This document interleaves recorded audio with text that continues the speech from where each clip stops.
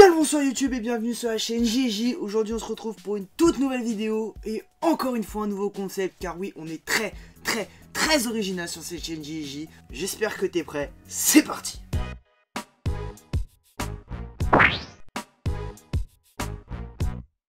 Le premier match de l'équipe de France a eu lieu face à la Belgique en 1904 et ça s'est fini sur un score de 3 partout. N'ayez pas le seum les Belges, même quand on a commencé le foot, on était au même niveau que vous et maintenant on est supérieur. N'ayez pas le seum les gars. L'équipe de France a été sacrée 2 fois championne d'Europe, une fois en 84 avec Platini et une fois en 2000 avec Zidane. Elle a été également 2 fois champion du monde, une fois en 98 en France et une fois en 2018. Donc plutôt pas mal, en vrai on est une bonne équipe de foot. La plus grosse victoire de l'équipe de France a eu lieu en 1995 et c'était face à l'Azerbaïdjan. Excusez-moi pour la prononciation et pour tous les Azerbaïdjanais. Et le score avait été sans appel, 10-0 pour notre équipe de France. Oui c'est pas mal, ouais. Vous verrez plus ça maintenant. Actuellement je crois que la meilleure victoire de l'équipe de France dans ces 10 dernières années c'était face à la Jamaïque. C'était 8-0. Voilà, no man, no cry. Il faut savoir qu'à ce jour, le joueur le plus jeune à avoir porté le maillot de l'équipe de France et à avoir été titularisé est... roulement de tambour. Et non, c'est pas Kylian Mbappé. Et non, il n'arrive qu'en seconde position. Le premier est Marian Wisniewski. C'est ce mec-là. Il avait 18 ans, 2 mois et 2 jours. Et il a joué face à la Suède en 1955. Bon, il faut savoir quand même que Mbappé arrive deuxième. Hein. Il avait 18 ans et 3 mois. Ça reste pas mal. À un mois près, il était le joueur le plus jeune à avoir joué en équipe de France. À un mois près, Mbappé. T'aurais pu être meilleur quand même, merde. Et vu qu'on a parlé de la jeunesse, on va parler maintenant de la vieillesse. On va parler du joueur le plus vieux à avoir porté le maillot de l'équipe de France. Bon, pas celui-là, hein, les gars. Hein. Celui-là, c'est pas un maillot qui a été porté par l'équipe de France. C'est un maillot de supporter. Voilà, il est très beau. Voilà, soyez pas jaloux, les mecs. À ce jour, le joueur le plus vieux à avoir porté le maillot de l'équipe de France, c'est Larbi Bambarek. Il avait plus de 40 ans les gars. 40 ans, c'est un truc de malade. Dans le monde du foot actuel, un joueur de 40 ans, ça n'existe pas. À part Victor Hilton, qui est un joueur de Montpellier, ça n'existe plus. C'est incroyable comme le foot est devenu de plus en plus physique. Et maintenant, vous devez limite commencer à 15 ans à être pro pour avoir une carrière convenable, quoi. C'est un truc de fou, donc respect à ce joueur-là, vraiment, respect à lui.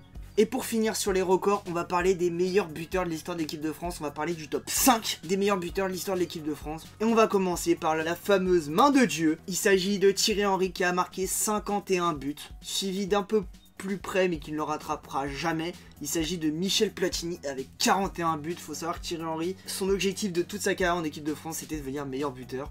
Et quand il l'a dépassé, ça a été une fête monumentale. Parce que voilà, devenir le meilleur buteur de l'histoire d'une fédération, c'est un truc de fou. Et le troisième, n'en déplaise à d'autres, il s'agit de Olivier Giroud, champion du monde avec l'équipe de France. Il est à 35 buts. Si vous voulez mon avis à la vitesse à laquelle il plante avec l'équipe de France, je pense que dans quelques années, il sera pas loin du record de Thierry Henry avec 51 buts. Juste derrière Olivier Giroud, nous avons David Trezeguet, le héros de la Coupe d'Europe 2000, mais malheureusement qui a été beaucoup critiqué pour son penalty raté en 2006, qui nous a un peu gâché la victoire.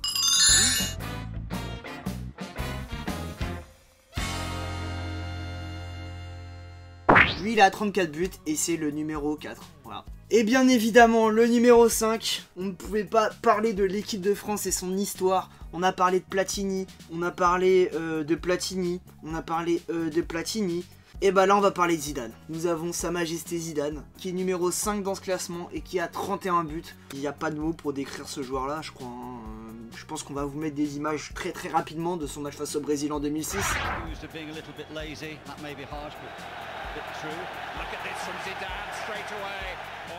Here is the mystical Zidane. The magical Zidane. Comes to him. Everything just seems to be easy for him. Just caress. Il a appris aux Brésiliens à jouer à la brésilienne. Tout simplement, respect.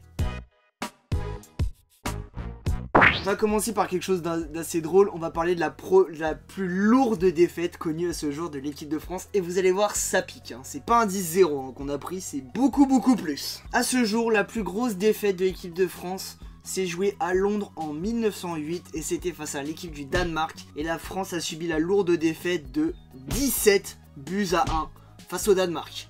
Et maintenant, on est champion du monde. Eh bah putain.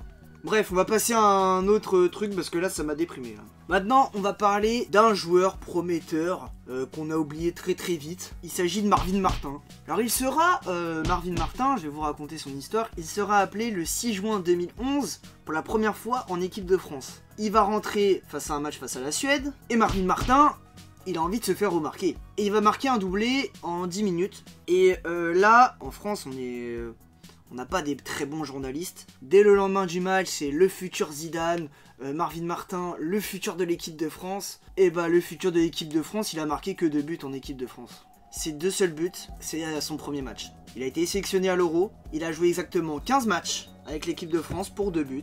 Et maintenant, il joue au FC Chambly. Voilà, pas mal pour un futur Zidane, hein.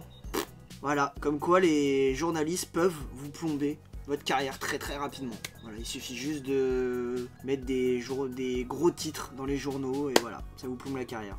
Maintenant, on va parler du tout premier CSC. Donc un CSC, c'est un but contre son camp, tout simplement. Voilà, c'est quand vous décidez que c'est trop facile de gagner, donc vous donnez un but à l'adversaire. Voilà, c'est un CSC. À ce jour, le premier CSC de l'équipe de France a eu lieu le 9 mars 1919 et c'est Lucien Gamblin, ce mec là, qui l'a marqué face à la Belgique. Comme quoi les Belges et les Français c'est une vraie histoire d'amour, hein. Je vous dis, ils sont tellement moins forts que nous qu'on doit leur donner des buts, dont le premier, c'est normal, c'est comme ça. J'aurais pu parler de celui qui a mis le premier triplé, le premier doublé, mais non, je préfère parler de lui. Il me fait rire ce mec là. Je sais pas à quoi il ressemble, j'ai pas vu sa tête. Je pense qu'il doit avoir une tête marrante. Maintenant, on va parler de la sélection la plus drôle de l'histoire de l'équipe de France. Alors, faut savoir que généralement, pour sélectionner un joueur, pour l'appeler en sélection nationale, soit vous regardez des vidéos, soit vous envoyez des mecs pour le voir jouer, soit vous allez le voir vous-même. Mais Gabriel Hano, sélectionneur de l'équipe de France de 1945 à 1949, a expérimenté une autre façon de sélectionner un joueur. Il a sélectionné René Alpstec, pas grâce à une vidéo, pas grâce à une vision de match, grâce à une photo. Car il trouvait que sur la photo, il avait un bon équilibre. Oui, tu m'as bien entendu, un bon équilibre. Bon bah du coup, ce que je vais faire, c'est que je vais poster une photo de moi juste ici, avec un bon équilibre, et je vais l'envoyer à Didier Deschamps, et comme ça j'aurai toutes mes chances pour être une nouvelle fois champion du monde en 2022.